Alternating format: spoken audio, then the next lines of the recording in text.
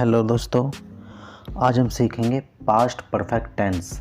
लेकिन आगे बढ़ने से पहले आपसे एक रिक्वेस्ट करूंगा कि मेरे चैनल को सब्सक्राइब और लाइक करें, क्योंकि मैं इंग्लिश सिखाने के लिए बहुत सरल तरीके से आपके लिए स्टडी कंटेंट बनाता हूं, जिसमें बहुत मेहनत लगती है। तो चलिए सीखते हैं past perfect tense. Past perfect tense, इसकी पहचान की बात कर लेते हैं। पहचान: सामान्यतः पास्ट परफेक्ट टेंस का प्रयोग कॉम्प्लेक्स सेंटेंसेस अर्थात मिश्रित वाक्यों में होता है, जब दो बातें या घटनाएं भूतकाल अर्थात बीते हुए समय में एक के बाद एक हों और उनका आपस में घनिष्ठ संबंध हो, तो पहले घटी घटना को पास्ट परफेक्ट टेंस में व्यक्त करते हैं और बाद में घटी घटना को पास्ट इंडेफिनिट टेंस में व्यक्त करते हैं। और सिंपल सेंटेंसेस में भी इस टेंस का यूज होता है। जैसे फॉर एग्जांपल, अगर सेंटेंस में already, by the end of, by the time, at the age of आदि वाक्यांशों फ्रेसेस के होने पर पास्ट परफेक्ट टेंस का प्रयोग किया जाता है। और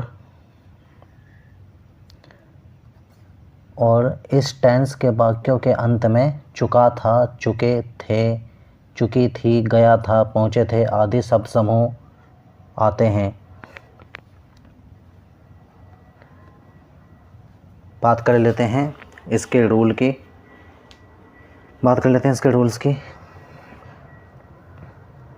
रूल्स: इसमें हेल्पिंग वर्ब हैड का प्रयोग होता है सभी सब्जेक्ट के साथ, और इसमें मैन वर्ब की थर्ड फॉर्म का प्रयोग होता है।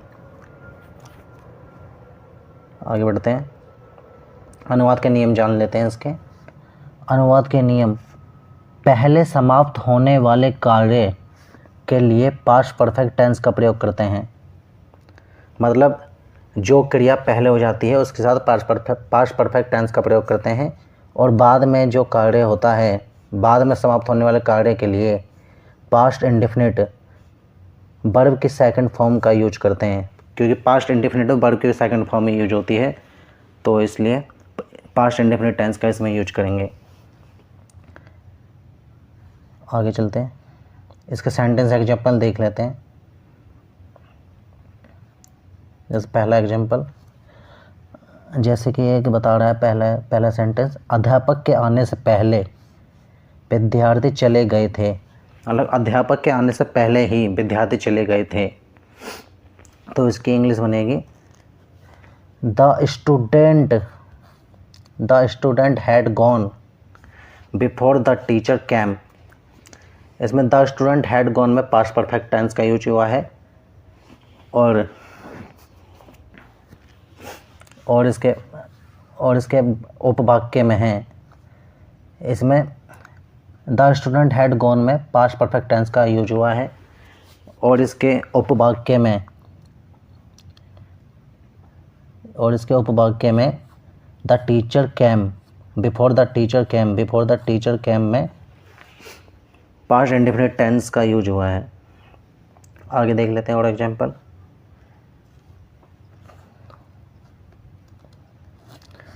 तुम्हारे आने से पहले मैंने अपना कार्य समाप्त कर लिया था।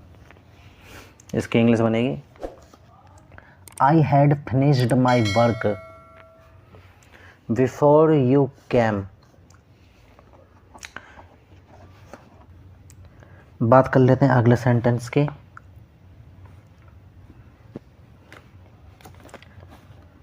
जैसे पुलिस के आने से पहले चोर घर से बाहर जा चुका था।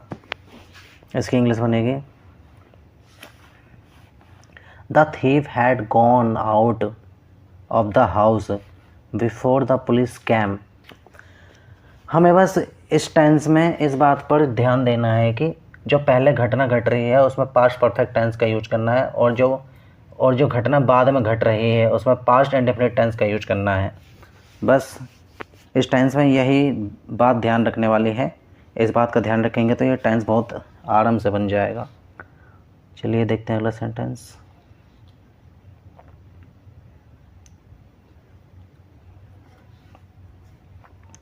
अगला है, चोर के जाने के बाद पुलिस वहां पहुंची थी।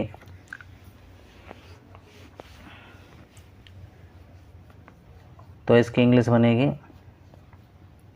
The police reached there after the thief had gone. अगला सेंटेंस है, वह यह समाचार पहले ही सुन चुका था। वह यह समाचार पहले ही सुन चुका था। इसकी इंग्लिश बनेगी, he had already heard this the news. तो इसकी इंग्लिश बनेगी, he had already heard the news. अगला सेंटेंस देख लेते हैं, 8 बजे तक बाजार बंद हो चुका था। इस प्रकार के सेंटेंस भी इस टेंस में बनाए जाते हैं। तो इसके एग्जाम्पल इसलिए हमने यहाँ लिए हैं। तो इसकी इंग्लिश बनेगी, 8 बजे तक बाजार बंद हो चुका था। तो इसकी इंग्लिश हम ऐसे बनाएंगे, the market had closed by the 8 o'clock। अगला सेंटेंस देख लेते हैं, 20 वर्ष की आयु में उसका विवाह हो चुका था। At the age of 20 years he had got married. बात कर लेते हैं इसके नेगेटिव सेंटेंसेस की। नेगेटिव रचना प्रिंसिपल क्लॉज में होती है। यदि प्रिंसिपल क्लॉज में हैड के साथ वर्ब की थर्ड फॉर्म का प्रयोग हुआ हो तो नहीं के लिए नॉट का प्रयोग हैड और वर्ब की थर्ड फॉर्म के बीच में किया जाता है। और यदि वाक्य आफ्टर वाला है तो प्रिंसिपल क्लॉज में नेगेटिव के लिए डिड नॉट तथा वर्ब की फर्स्ट फॉर्म का प्रयोग किया जाता है।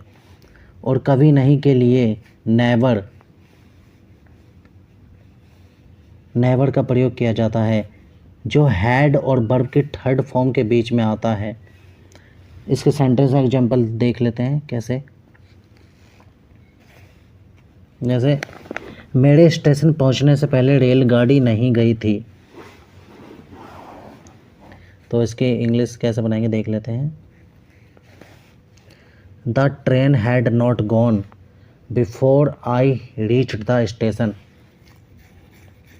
इसमें प्रिंसिपल क्लॉज में नेगेटिव सेंटेंस की रचना होती है। प्रिंसिपल क्लॉज और सबऑर्डिनेट क्लॉज, इसके बारे में हम आगे पढ़ेंगे। बस आप इतना ध्यान रखिए कि इसमें प्रिंसिपल क्लॉज में नेगेटिव सेंटेंस की रचना होती है। चलिए आगे देखते हैं अगला सेंटेंस। घंटी बजने से पहले विद्यार्थी नहीं आए थे। इसकी इंग्लिश बनेगी, द स्टूडेंट हैड नॉट कम। इसमें हमने हैड हेल्पिंग वर्ब के बाद नॉट का प्रयोग किया है, फिर नॉट के वर्ब के थर्ड फॉर्म का प्रयोग किया है। कम की थर्ड फॉर्म कम ही होती है। और आगे बिफोर द बेल रैंग, घंटी बजने से पहले विद्यार्थी नहीं आए थे। तो इसको पढ़ेंगे, the student had not come before the bell rang. अगला सेंटेंस देख लेते हैं,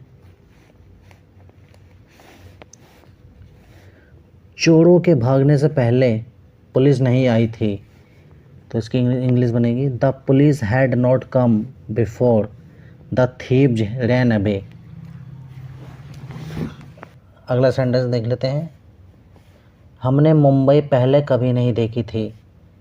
we had never seen Mumbai before. बी के बाद हमने हेल्पिंग वर्ब हैड का यूज किया, फिर कभी नहीं के लिए नेवर लगाया, फिर सी की थर्ड फॉर्म सीन का यूज किया, फिर बाकी का अन्य स्ट्रक्चर यूज किया। तो ये पूरा हुआ, we had never seen Mumbai before. अगला सेंटेंस देख लेते हैं इसके इंटरोगेटिव सेंटेंस कैसे बनाए जाते हैं। लेकिन उससे पहले इसके बारे में कुछ पढ़ लेते हैं। क्या से आरंभ होने वाले वाक्य। क्या से आरंभ होने वाले वाक्य। यदि प्रश्नवाचक वाक्यों में सर्वप्रथम क्या है तो ऐसे वाक्यों में प्रिंसिपल क्लॉज को प्रश्नवाचक वाक्य में बदला जाता है। यदि वाक्य में बिफोर का प्रयोग हुआ है तो सब्जेक्ट से पहले हैड, फिर सब्जेक्ट और उसके बाद वर्ब की थर्ड फॉर्म का प्रयोग होगा। सब्जेक्ट और उसके बाद वर्ब की थर्ड फॉर्म का प्रयोग होगा। दूसरी ओर यदि वाक्य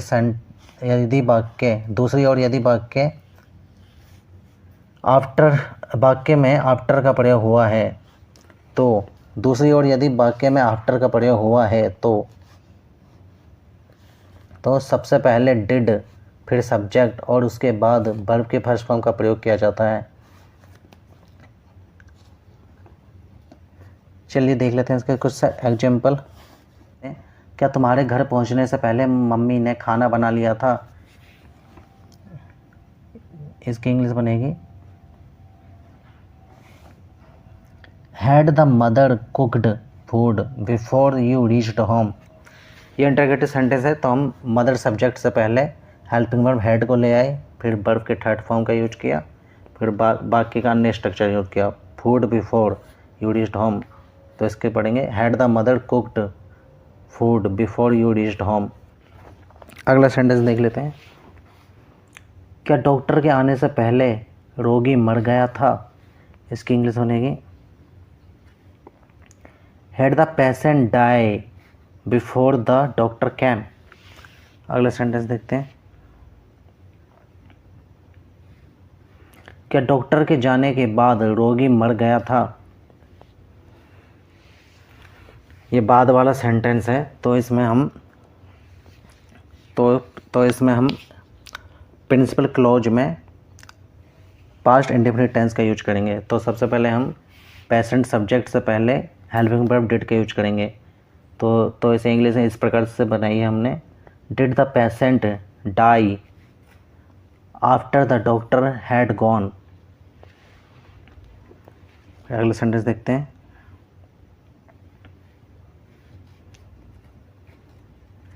क्या चोर के जाने के बाद पुलिस वहाँ पहुँची थी। सेम इसमें हम वही करेंगे, पास्ट इंडेफिनिट टेंस का यूज करेंगे। इसमें पुलिस सब्जेक्ट से पहले हम हेल्पिंग वर्ब डिड का यूज करेंगे। तो इसके इंग्लिश प्रकार से बनेगी did the police reach there after the thief had gone. अगला सेंटेंस देखते हैं। अब देखते हैं WH टाइप के क्वेश्चन। इसके WH टाइप के क्वेश्चन कैसे बनाए जाते हैं, लेकिन उससे पहले WH टाइप के क्वेश्चन के बारे में कुछ पढ़ लेते हैं। जैसे यदि प्रश्नवाचक वाक्य में प्रश्नसूचक शब्द क्या, कब, कहाँ, कैसे आदि वाक्य के बीच में आया हो तो सबसे पहले इन शब्दों की अंग्रेजी लिखी जाती है, फिर हैड और उसके बाद सब्जेक्ट तथा वर्ब के थर्ड फॉर्म का यूज करते हैं। यदि प्रश्नवाचक वाक्य नेगेटिव भी है तो नॉट का प्रयोग मैन वर्ब से पहले किया जाता है। चलिए देखते हैं WH फैमिली के सेंटेंस कैसे बनाए जाते हैं। सेंटेंस का एग्जाम्पल देखते हैं। जैसे सोने से पहले तुमने दरवाज़ा बंद क्यों नहीं किया था। तो ऐसे सबसे पहले WH फैमिली के शब्द की हम इंग्लिश बनाएंगे। जैसे why had you not close the door before you slept. अगला सेंटेंस बनाते हैं इसका। जैसे मेरे सोने के बाद तुम यहाँ से क्यों नहीं चले गए थे। तो इसके इंग्लिश बनाएंगे why did you not go away from here after I had slept. अगला सेंटेंस देखते हैं। तुम्हारे सोने से पहले रमेश ने क्या खाया था। इसकी इंग्लिश बनाएंगे what had Ramesh eaten before you slept. आज के लिए इतना ही। Thank you.